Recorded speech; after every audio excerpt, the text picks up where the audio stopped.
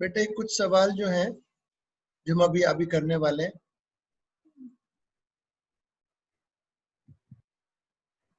ये mains level के लिए थे, इसलिए बायो वाले बच्चों को अपने इनवाइट नहीं किया। उसमें क्वेश्चन देखोगे सब हैं बहुत इंटरेस्टिंग। दो चीजों का कॉन्सेप्ट लगता है उसमें, न्यूटन्स लॉ का और ये इंडक्शन का। मैं डायग्राम बना रहा हूँ, फिर सवाल को एनालाइज करेंगे। 45 मिनट्स की क्लास में खत्म हो जाएंगे सवाल।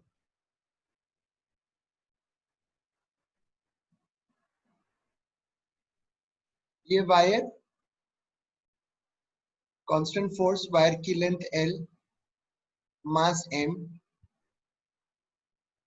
B यूनिफॉर्म, टाइम 0 पर वायर की स्पीड 0 है। डायग्राम बना लो। यूनिफॉर्म फील्ड पूरे में,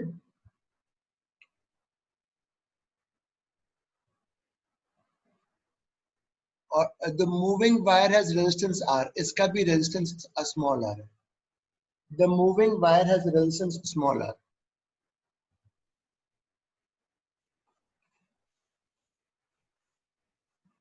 क्वेश्चन है find the velocity of wire, find the velocity of wire as a function of time. Find the velocity of wire as a function of time. तो ये बताओ थोड़ा सोचकर, जैसी फोर्स लगाऊंगा उसकी स्पीड बढ़ेगी कि कम होगी? पहले तो ये बताओ। अभी 0 थी, मैं फोर्स F लगा रहा हूं तो स्पीड बढ़ेगी कि कम होगी, इतना बता दो पहले। बढ़ेगी। बढ़ेगी, ठीक है, बढ़ेगी। क्लियर हो गया, बढ़ेगी सर। तो अब नया डायग्राम बना लो।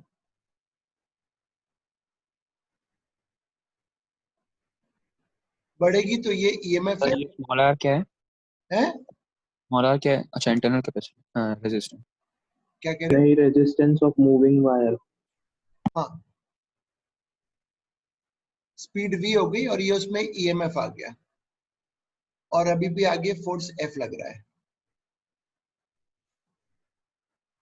अब सेकंड पार्ट, अभी हम पहले EMF में निकाल लिए, अब इस लूप में क्या फ्लो करेगा? करंट फ्लो करेगा।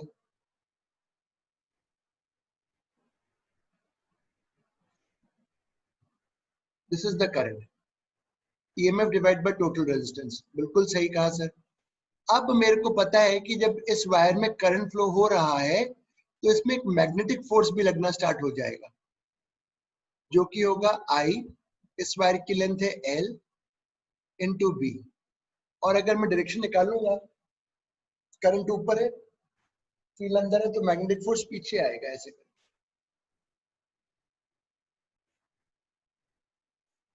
तो अभी तक तो उसका लॉजिक चल रहा था करंट, इंडक्शन का और मैग्नेटिक इफेक्ट। अब न्यूटन्स लॉ की बात आएगी। आगे फोर्स F है, पीछे फोर्स ये है, is equal to mass into acceleration. बिल्कुल सही जा रहे हो सर, बिल्कुल सही। आई में ये रख दो जो टर्म था आई में,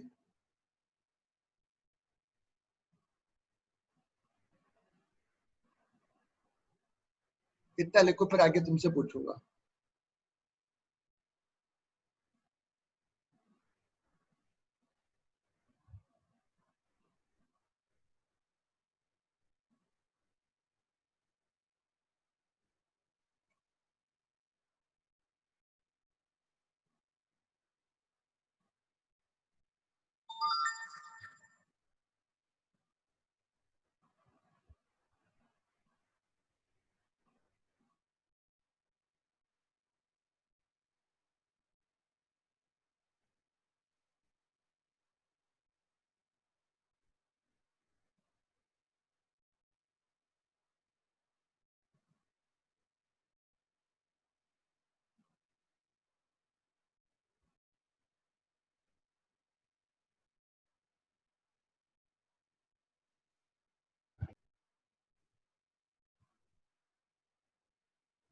यहां तक लिख लिया हो तो आगे बात करेंगे।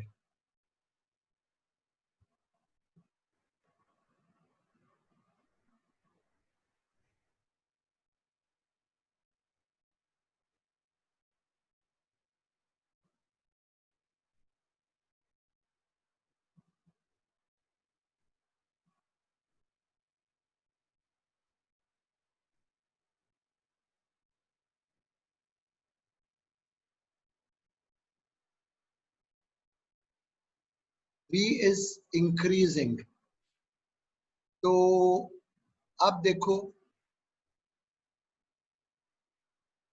मुझको बताओ A में क्या लिख दूंगा सीधा, dV by dt। A में आ गया dV by dt। बस अब इसके बाद इंटीग्रेशन है। इसके बाद जो तुम मैथ्स में करते हो, dt को यहाँ लेके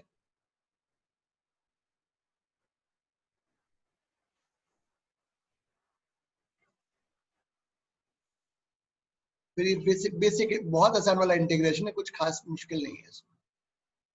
ये जब मैथ्स के में तो लॉग वाला इंटीग्रेशन है, सब कर सकते, बट मेंस में इतना लंबा तो सवाल आएगा नहीं। मेंस में तो नहीं आ सकता ऐसा इतना कैलकुलेशन का। इतना लिखो, फिर मैं बताता हूँ मेंस में क्या सवाल आ सकता है इसका बी पार्ट।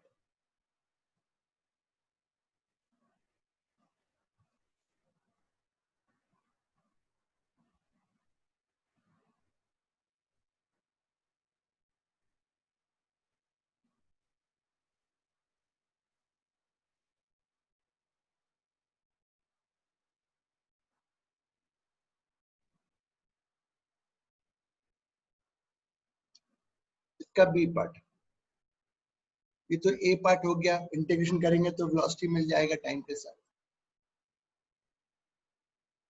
इसका बी पार्ट,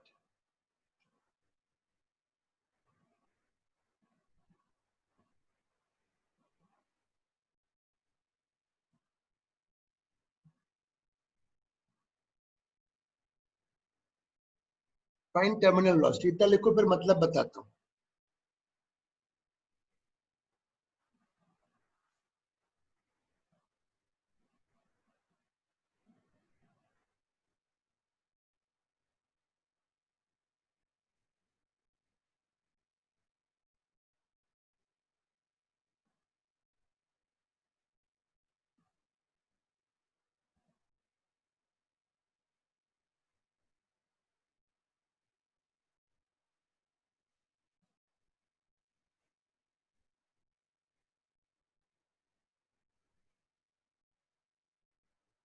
अब मुझको ये बताओ बेटा, प्लीज यहाँ देखें सर,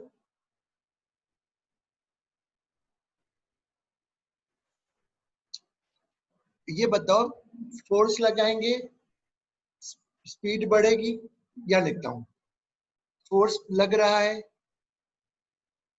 v बढ़ेगा, bl v बढ़ेगा, हाँ सर, देयरफॉर I बढ़ेगा, हाँ सर, हेंस F मैग्नेटिक बढ़ेगा रिवर्स दिशा में। बिल्कुल सही, आप फोर्स लगा रहे हो, स्पीड बढ़ रही है, स्पीड बढ़ रही है, ईएमएफ बढ़ रहा है, ईएमएफ बढ़ रहा है मतलब करंट बढ़ रहा है, करंट बढ़ रहा है मैग्नेटिक फोर्स बढ़ रहा है। तो एक समय आएगा जब ये वाला फोर्स इसके बराबर हो जाएगा, जब ये वाला फोर्स इसके बराबर हो जाएगा, उसके बाद स्पीड बढ़ना बंद हो जाएगी। भाई जब ये वाली चीज के बराबर होगी तो नेट फोर्स जीरो, उस समय की जो स्पीड होगी वो टर्मिनल स्पीड कहलाएगी, और वो थ्योरेटिकली इनफाइनाइट टाइम पर अचीव होगी। वो कब अचीव होगी? Infinite time. तो देखो इस सवाल को करने के लिए इतना लंबा चौड़ा खेल नहीं खेलना पड़ा, ये सब नहीं करना पड़ेगा। अब बस सीधे यहाँ जाएंगे और बोलेंगे ठीक है, आई में ये डालेंगे,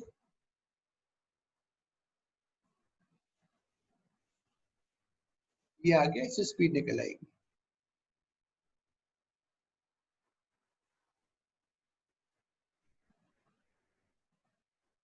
this is the terminal velocity. तो ध्यान रखना, जब भी टर्मिनल वेलोसिटी होगी तो जो नेट फोर्स होगा मूविंग वायर पे वो जीरो हो जाएगा, and then you solve it.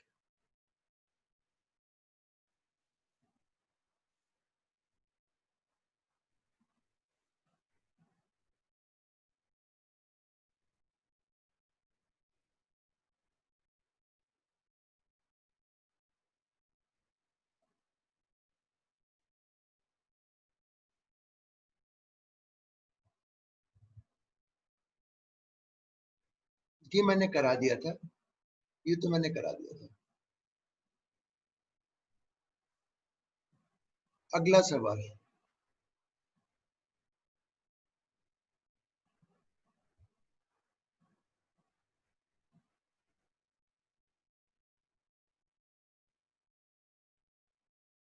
अभी डायग्राम मत बनाना, मैं थोड़ा चेंज करूंगा।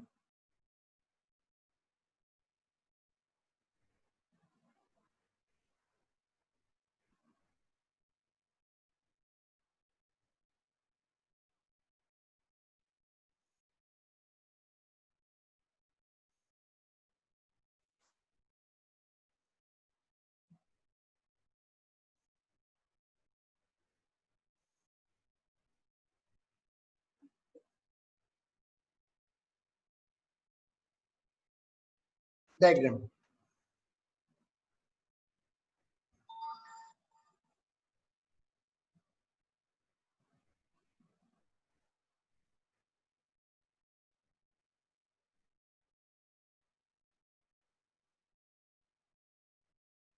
the switch is closed,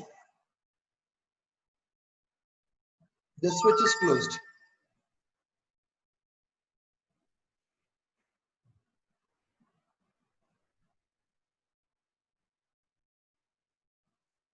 What will be, what will be the speed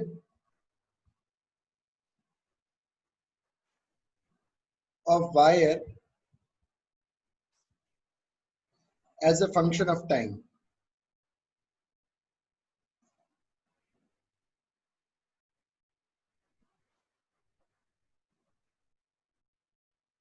तो 2 मिनट का थ्योरी लिखो।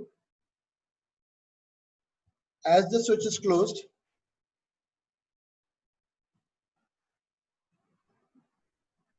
current will flow in the loop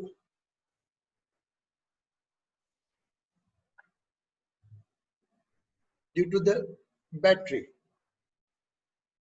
due to the battery. बिल्कुल सही कह रहे हो, करंट फ्लो करेगा बैटरी के कारण, इसमें तो कोई शक नहीं, डाउट नहीं है, बिल्कुल सही कहा आपने। और करंट ऐसे फ्लो करेगा, ऐसे कर, due to the current in the wire,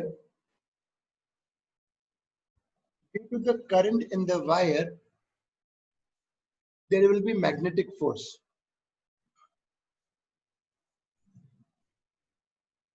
there will be magnetic force। कहाँ लगेगा? अगर करंट ऐसे फ्लो करेगा तो ILB का जो फोर्स आएगा वो आगे आएगा, there will be magnetic force. अच्छा, हाँ सर ठीक कह रहे हो।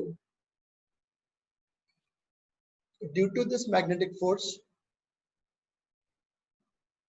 Due to this magnetic force the speed will increase,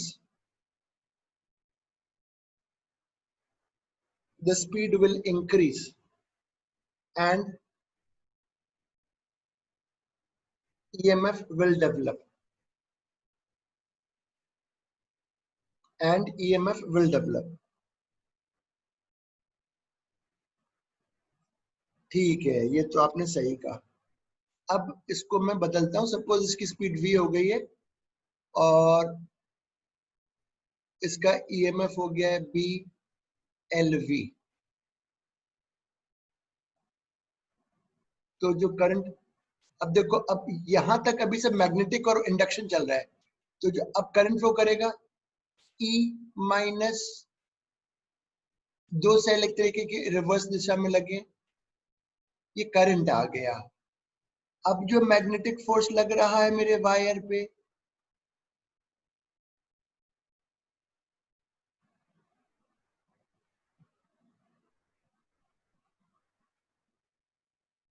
वो ये लग रहा है, कितना लिखो,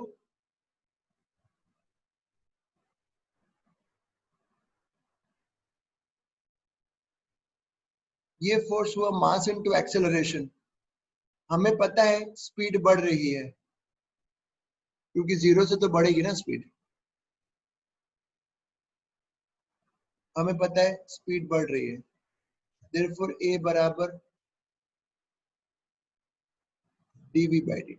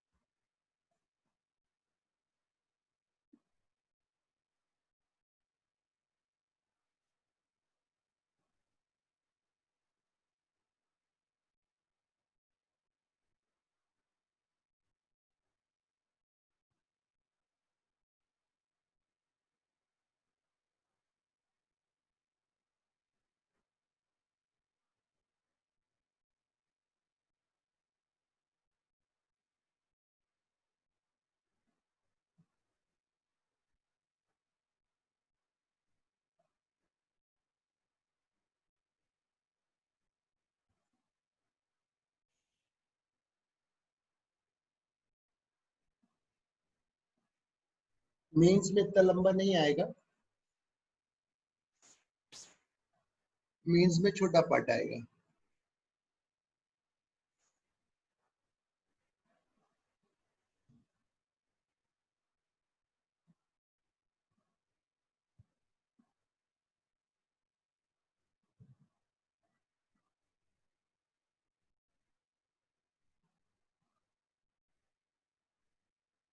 फाइंड टर्मिनल वेलोसिटी।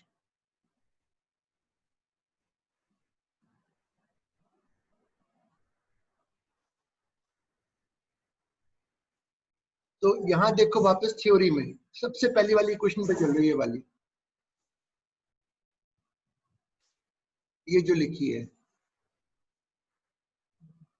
जैसे जैसे आपका स्पीड बढ़ती जाएगी, यहाँ देखो जैसे जैसे स्पीड बढ़ती जाएगी ये ईएमएफ बढ़ता जाएगा।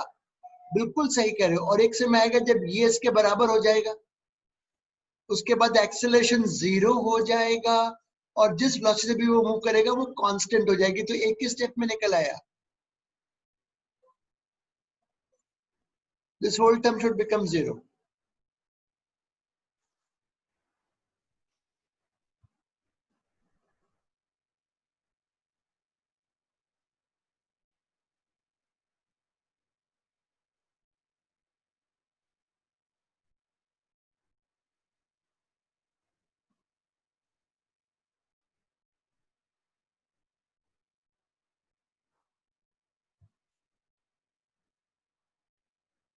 ये तो आसान सवाल है। This is easy problem.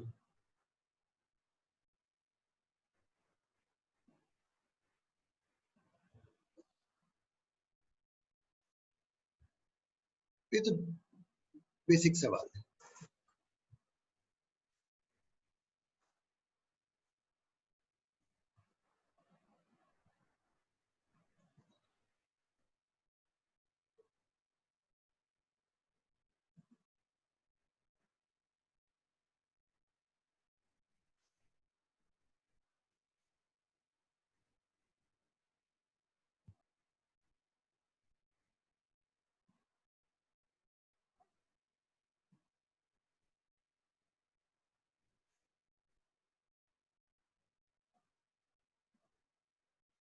तो ये तो बहुत आसान है। इसमें ईएमएफ बोलो वायर में कितना होगा, और इस पोलैरिटी का होगा ये प्लस या माइनस, तो यही इसका वोल्टेज हो गया।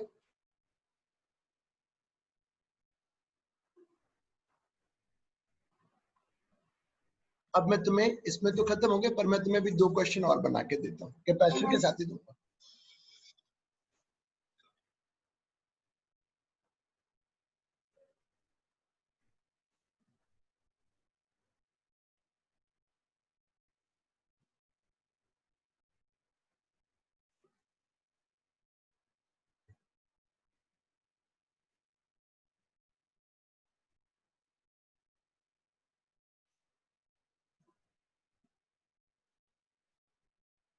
बहुत बढ़िया क्वेश्चन है ये भी, बुक में तो नहीं है।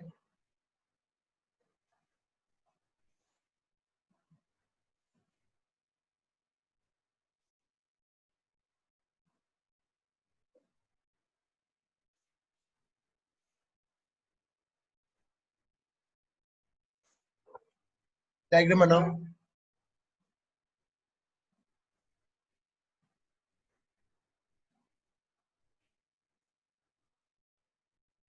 Constant force is applied. Constant force is applied.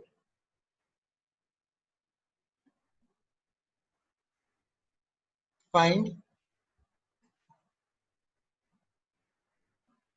the speed of wire as a function of time. Find the speed of wire as a function of time.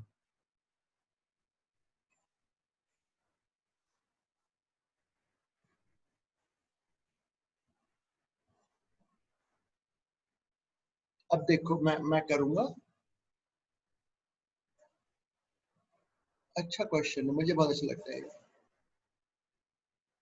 Speed v हो गई किसी टाइम पर, ये उसका ईएमएफ हो गया।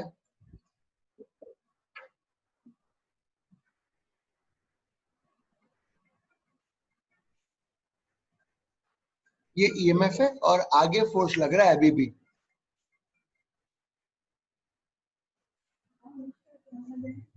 अब खेल चालू हो रहा है सारा, अब खेल चालू हो रहा है, देखो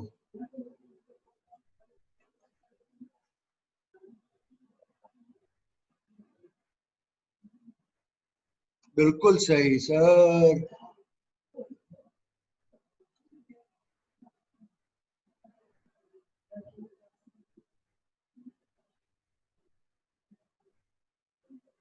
अरे हाँ sir, I equal to D Q by D T, सही तो बोल रहे हो।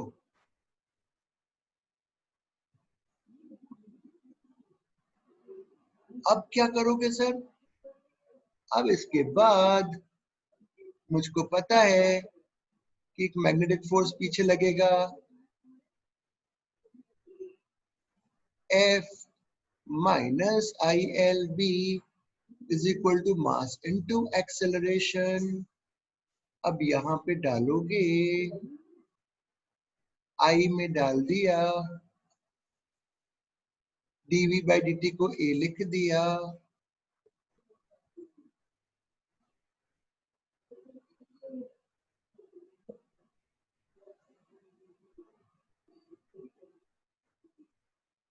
और ये a देखो इस पर्टिकुलर केस में तो कांस्टेंट आ गया है। ये सारी क्योंकि सब कांस्टेंट वैल्यूज हैं, बस इसके बाद लगा दो v बराबर u plus A T, because a is constant, लिख लो। इसको मैं डाल दूंगा आज अपलोड करके। इसमें टर्मिनोलॉजी नहीं होगी, इसमें बढ़ती जा रही है स्पीड, बढ़ती जा रही है, बढ़ती जा रही है, बढ़ती जा रही है। नहीं, इसमें भी आएगी टर्मिनोलॉजी क्या? नहीं आएगी, नहीं आएगी, नहीं आएगी। इसमें तो v equal to U plus A T लग रहा है, तो जैसे जैसे टाइम बढ़ेगा v की वैल्यू बढ़ती जाएगी।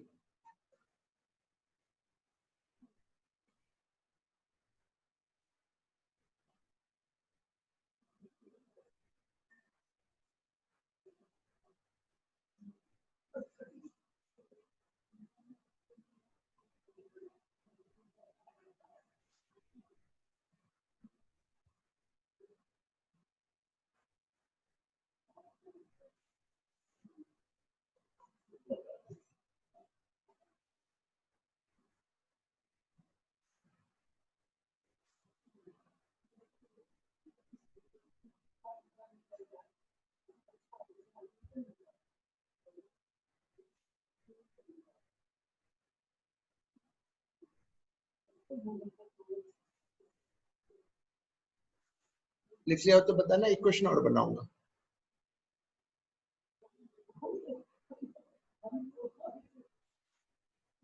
आज टेस्ट कंडक्शन का लाइन मैंने असाइन किया था, अभी देखता हूँ कितने बच्चों ने दिया है शाम तक।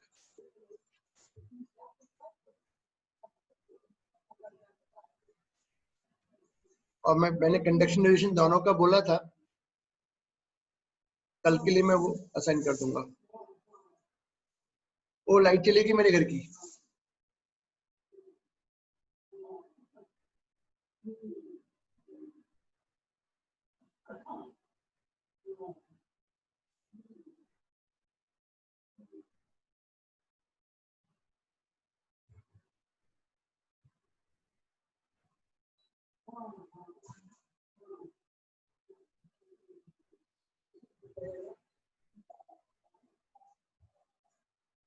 Oh no. वो क्या लाइट चली गई थी बीच में, तो मैंने अभी उससे जोड़ दिया है इसको। सर स्क्रीन शेयर कर दो। हाँ सॉरी।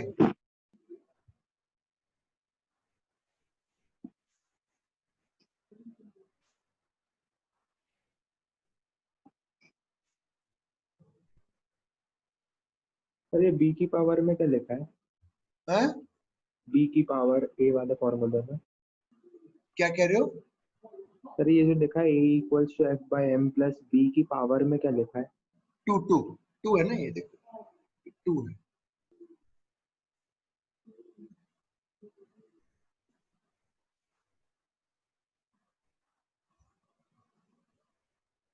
एक और देता हूँ क्वेश्चन, मैं कल असाइन करूंगा रेडिएशन का टेस्ट, आज अभी पहले देखता हूँ कितने बच्चों ने दिया है।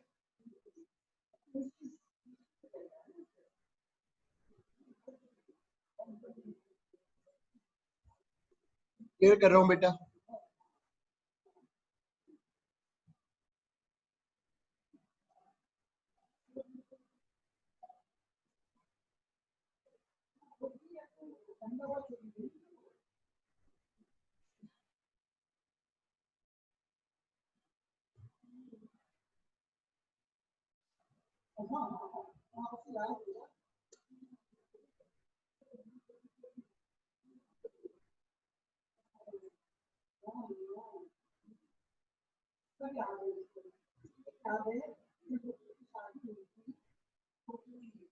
डायग्राम बनाओ।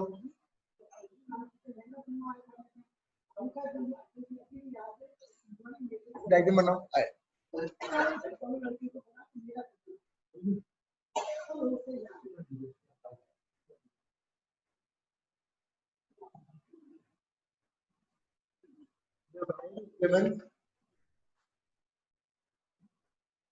Initial speed v naught. The wire is given initial speed v naught in the non-uniform magnetic field.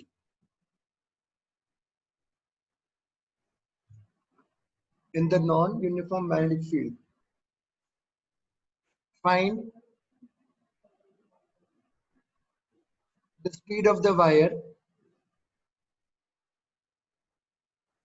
as a function of x. Find the speed of the wire as a function of x.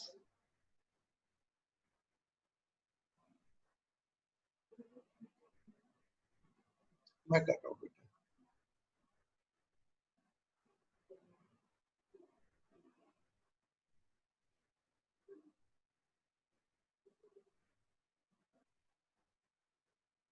बिल्कुल ठीक है sir, ये current flow हुआ,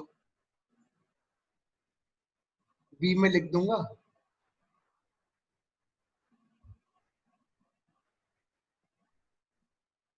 अब मेरा magnetic force direction निकालोगे तो पीछे आएगा।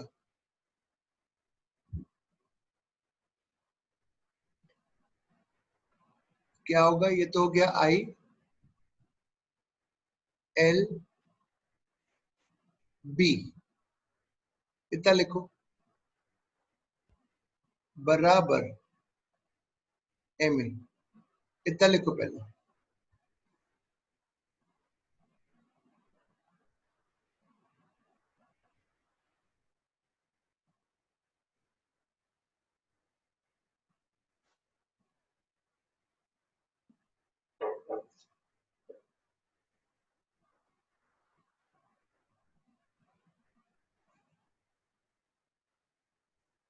अच्छा, लिख लेना तो बता देना बेटा। V will decrease क्योंकि फोर्स पीछे है, क्योंकि रिटार्ड है। तो जो A है ना, उसमें ये लिखा जाएगा माइनस dV/dt।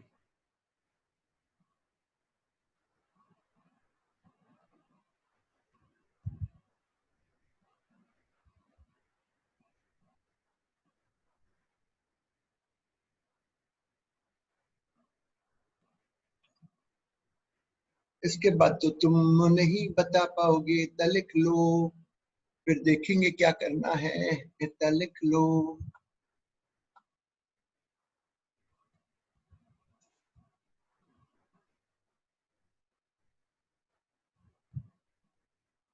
इसमें तो 3 वेरिएबल हैं, एक तो x है, v है और t है। अब क्या करें? हमें तो v का फंक्शन निकालना है एज x। तो क्या करेंगे? तो ये करेंगे dx से ऊपर मल्टीप्लाई, नीचे dx से मल्टीप्लाई करेंगे सर जी। और हम जानते हैं dx/dt तो v होता है।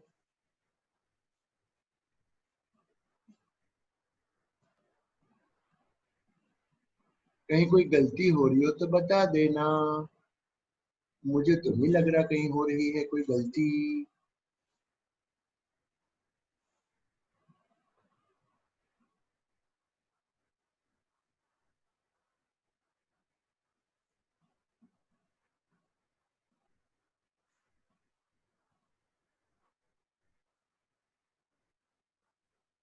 ये लो, ये लो, ये हो गया सॉल्व।